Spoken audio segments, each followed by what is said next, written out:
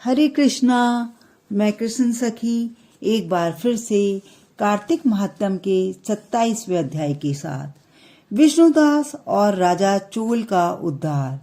नारद जी ने कहा, हे राजन, एक बार विष्णुदास जब संध्योपासन और पूजा आदि कर रहा था तब कोई छिपकर उसका तैयार किया हुआ भोजन चुरा कर ले गया। वह उन भोज पदार्थों को न देखकर भी उसने सायंकाल का पूजन किया और व्रत भंग हो जाने के भय से पुनः भोजन नहीं बनवाया। दूसरे दिन भोजन बनाकर विष्णु को भोग लगाने ही वाला था कि उसके भोजन को कोई चुरा ले गया। ऐसा ही 7 दिन तक कोई उसका भोजन चुराता रहा। तब वह आश्चर्य में पड़कर मन में सोचने लगा, बड़े आश्चर्य की बात है, कोई नित्य आकर मेरा भोजन चुरा ले जाता है। यह चैत्र सन्यासी का स्थान है, अतः इसे त्यागना भी नहीं चाहिए। यदि मैं पुनः भोजन बनाऊं और खाऊं तो सायंकाल के पूजन को छोड़ा नहीं जा सकता। भोजन बनाकर तुरंत ही खाया जाए यह भी संभव नहीं, क्योंकि भगवान को अर्पण किए बिना विष्णु भक्त भोजन नहीं करते। मैं 7 दिनों से निराहार हूँ और मैं व्रत में भी तत्पर हूँ। अब आज मैं इस भोजन की भली भांति रक्षा करूंगा। इस प्रकार भोजन बनाकर वह वहीं छिपकर बैठ गया। कुछ ही देर पश्चात भोजन को चुराने के लिए आते हुए एक चंडाल को उसने देखा। चंडाल भूख से दुर्बल था। उसके मुंह से दीनता स्पष्ट हो रही थी। उसमें केवल हड्डियां और खाल ही शेष थे। उसे देखकर उस ब्राह्मण को दया आई और वह मन ही मन बहुत दुखी हुआ। जब चंडाल भोजन लेकर चल दिया तो ब्राह्मण रोकता हुआ बोला, ठहरो ठहरो, ये रूखा अन्न कैसे खाओगे? घी भी लेता जा। ऐसा कहता हुआ वह घी का बर्तन लेकर उसके पीछे दौड़ा। ब्राह्मण को अपनी ओर आता दे चंडाल भयभीत होकर शीघ्रता से भागा और मूर्छित होकर गिर पड़ा।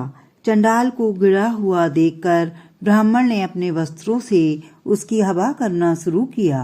चंडाल को जब होश आया और उठा तो विष्णुदास ने देखा कि वहां शंख, चक्र और गदा धारण किए हुए साक्षात नारायण खड़े हैं। नारायण को देखकर वह ब्राह्मण सात्विक भाव में इतना लीन हो गया कि वह उनकी स्तुति और नमस्कार भी नहीं कर सका। उसी समय इंद्र आदि देवता भी वहां आ गए और गंधर्व एवं अप्सराएं भी आनंदित होकर नाचने लगीं। उस समय वहां सैकड़ों विमान आ पहुंचे और देवता और ऋषि भी भक्ति गान में तल्लीन हो गए। इसके बाद विष्णु भगवान ने उस सतोगुणी ब्राह्मण को छाती से लगा लिया और अपने समान रूप देकर बैकुंठ धाम को ले गए। यज्ञ की दीक्षा लिए हुए राजा चोल ने देखा कि विष्णुदास विमान में बैठा है और भगवान विष्णु उसे अपने साथ ले जा रहे हैं।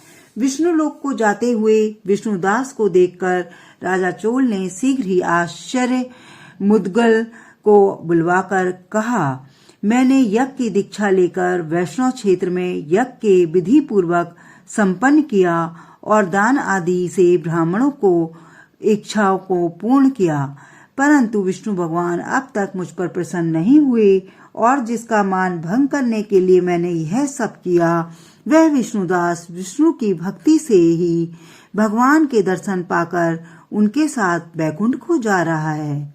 अतः ऐसा लगता है कि भगवान विष्णु यज्ञ और दान से नहीं भक्ति से प्रसन्न होते हैं। ऐसा कहकर राजा ने अपने भांजे को अपनी राजगद्दी सौंप दी, क्योंकि वह बाल अवस्था से ही यज्ञ की दीक्षा में रहा था, अतः उसका कोई पुत्र नहीं उत्पन्न हुआ था। इसी कारण चोल देश में तब से अब तक भांजे ही राजगद्दी के अधिकारी होते चले आ रहे हैं। इसके बाद राजा चोल यज्ञ मंडप में गया और अग्नि के सम्मुख खड़ा होकर विष्णु से प्रार्थना करने लगा, हे विष्णु, मुझे ऐसी शक्ति दीजिए कि मैं मन, वाणी और शरीर से आपकी स्थिर भक्ति कर सकूं। ऐसा कहकर सबके समक्ष देखते देखते ही वह राजा अग्निकुंड में कूद पड़ा। तब मुद्गल ने क्रोध से अपनी शिखा को उखाड़ दिया। तब से आज तक मुद्गल गोत्र के ब्राह्मण चोटी नहीं रखते। उसी समय यज्ञ कुंड की अग्नि से भक्त वत्सल भगवान प्रकट हो गए। उन्होंने चोल को दर्शन देकर छाती से लगाया और उत्तम विमान में बिठा लिया। देवताओं के साथ देवादिदेव भगवान उसे अपने लोक को ले गए।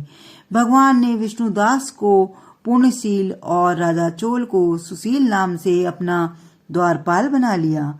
हरे कृष्णा कृष्णा कृष्णा हरे हरे, हरे राम राम राम हरे हरे। फिर मिलते हैं कार्तिक महात्म्य के अगले अध्याय के साथ।